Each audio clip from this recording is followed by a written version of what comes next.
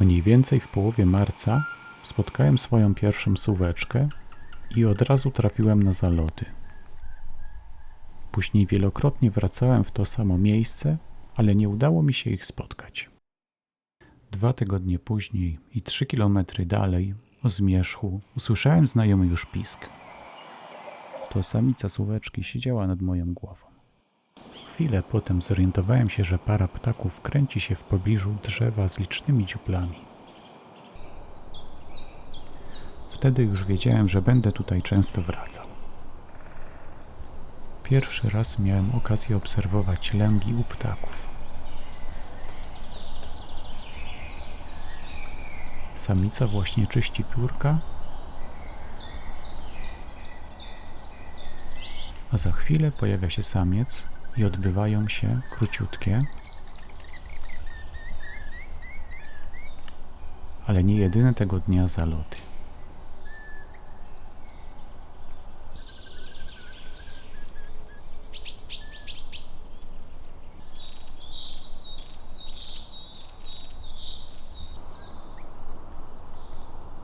Samiec woła samicę i przekazuje jej upolowanego właśnie gryzonia.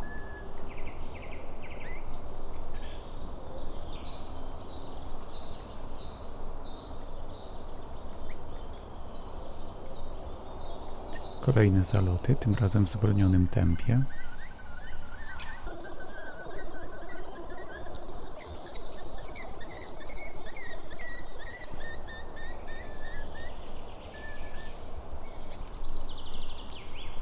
W końcu nadszedł czas na śniadanie.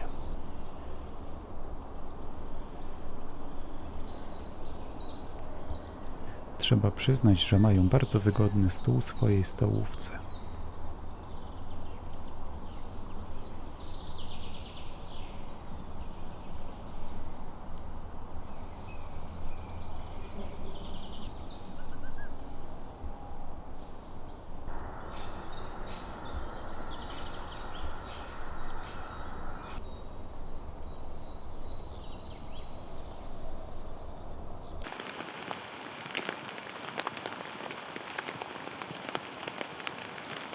Któregoś dnia jestem świadkiem małej przepychanki z dzięciołem średnim.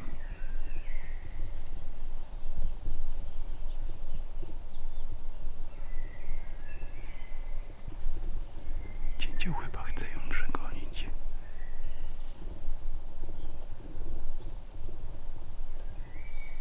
Obserwuję jednocześnie suweczkę i urala, który jest od niej może z 20 metrów. Nie wiem, czy wiedzą o swojej obecności.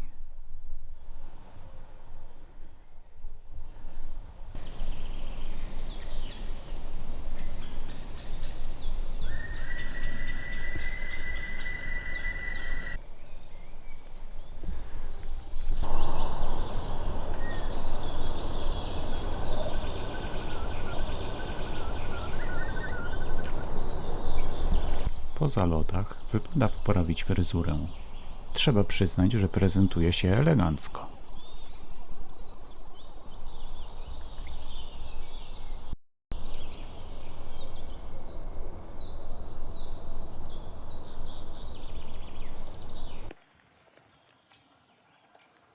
Suweczka wybrała sobie na dziuplę taką wątłą sosnę 10 metrów od asfaltu.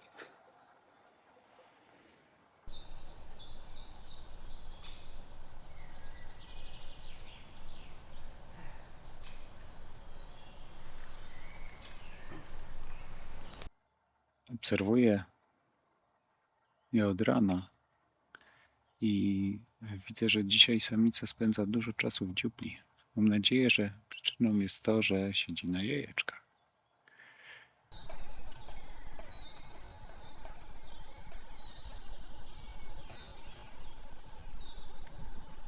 Kolejnego dnia spotkałem samca suweczki dzięki głosom ostrzegawczym innych ptaków. Ten wkrótce przeleciał w inne miejsce, gdzie okazało się, że złapał jakiegoś nadrzewnego gryzonia. Po chwili wołał samicę, a ta wyleciała z dziupli On jej przykazał myszkę i udało się zobaczyć, jak samica wciąga myszkę do dziupli z powrotem. Tymczasem samiec poleciał polować dalej. Pod koniec kwietnia ostatni raz trafiłem na samca przynoszącego pożywienie dla samicy. Niestety od początku maja, chociaż byłem tam wiele razy, już go nie spotkałem. Samica początkowo bezskutecznie go wołała, ale później też przestała już się pojawiać w dziupli. Mogę przypuszczać, że samiec padł ofiarą jakiegoś innego drapieżnika. U sów to samiec jest odpowiedzialny za dostarczanie pożywienia. Samica, która wysiaduje jaja, nie jest w stanie jednocześnie polować. Nie lubię smutnych zakończeń, ale to jeszcze nie koniec.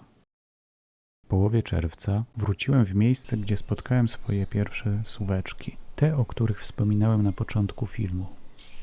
I tam moją uwagę przyciągnęły głośne piski. To dwójka młodych wołała rodzica, żebrząc o pożywienie. Przyleciał samiec upolowanym gryzoniem i zaczął karmić młodego.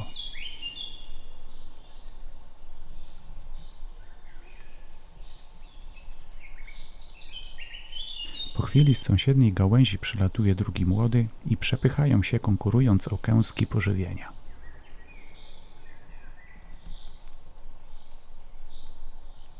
Młode, jeszcze przez kilka tygodni po wylocie z dziupli, są dokarmiane przez samca. Niedługo będą musiały już same polować.